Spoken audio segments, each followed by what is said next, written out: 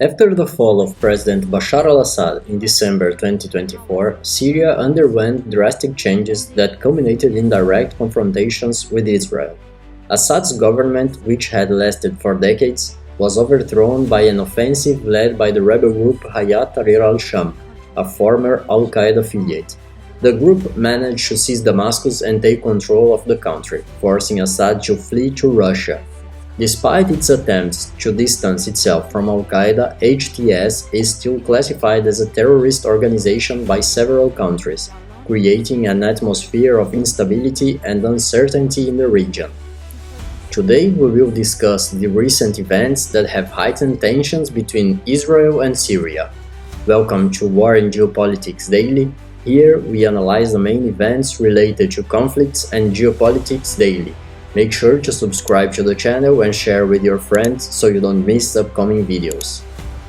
Given this new political landscape, Israel has expressed deep concern over the presence of HTS in southern Syria, a strategic area near its borders.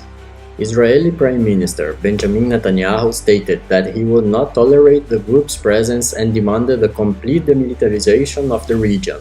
Israel argues that HTS's rise poses a significant security risk as the group maintains a jihadist ideology and could become a stronghold for other extremist organizations. As part of its defense policy, Israel moved troops into the UN-monitored demilitarized zone within Syrian territory. Israel's response was not limited to troop movements. On February 25, the Israeli Air Force carried out airstrikes against military targets in southern Syria. The bombing struck the town of Kiswa, south of Damascus, and the province of Daraa. According to military sources, the attacks targeted facilities associated with Assad's former regime and locations that could serve as bases for groups hostile to Israel. Israeli Defense Minister Israel Katz made it clear that any attempts by the new Syrian government or terrorist organizations to establish themselves in the security zone in the south of the country would be met with force. As Israeli attacks unfolded, residents of Damascus reported hearing the sound of warplanes flying over the capital, followed by multiple explosions. The Syrian government, now led by HTS, condemned the attacks and labeled Israel's incursion as a violation of the country's sovereignty. During a national dialogue conference held on the same day, the new Syrian authorities demanded the immediate withdrawal of Israeli forces from Syrian territory and called for international intervention to resolve the situation. Interim President Ahmed al-Shara stated that Syria is committed to rebuilding the country and wishes to avoid conflicts with Israel, but made it clear that the new government would not accept any form of occupation or foreign attacks. The escalation of the conflict has repercussions beyond the Israel-Syria relationship.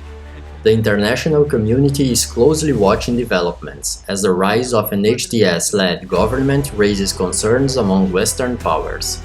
Many countries still view the group as a threat and fear that Syria could become a new jihadist stronghold, destabilizing the entire Middle East. Additionally, there is an intense debate about whether to suspend or maintain the economic sanctions imposed on the country. While some nations advocate easing restrictions to facilitate Syria's reconstruction and alleviate civilian suffering, others argue that any financial support could strengthen an extremist government.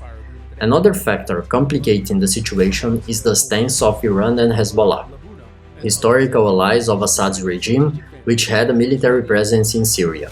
With Assad's downfall, the future of these alliances has become uncertain. Iran, which invested heavily in maintaining the former Syrian government, may reassess its position and adopt a more discreet strategy to avoid direct confrontations with Israel. However, Hezbollah, which operates in southern Lebanon and has close ties with factions inside Syria, may seek to expand its influence and increase its presence in Syrian territory, potentially leading to new tensions with Tel Aviv. On the other hand, the United States and the European Union are cautiously monitoring the situation. Although both supported Assad's removal, HTS's rise raises concerns about regional stability. Washington has already declared that it will not formally recognize the new Syrian government unless it demonstrates a clearer commitment to human rights and counterterrorism efforts. Meanwhile, the European Union is discussing the possibility of indirect negotiations to ensure humanitarian aid reaches the Syrian population without strengthening extremist groups.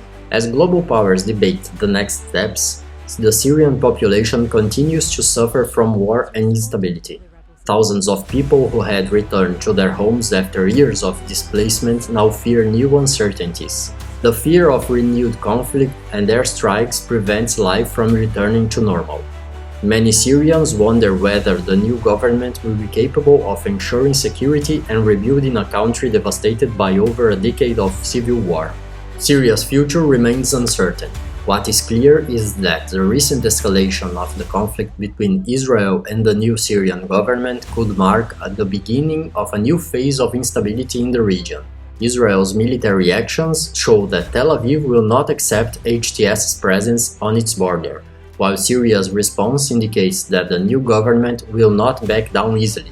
If the international community fails to find a diplomatic solution to the crisis, the Middle East may be on the verge of another prolonged conflict.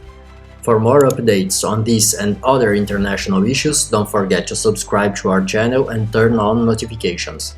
Leave your comments and share your thoughts on the unfolding situation. See you next time.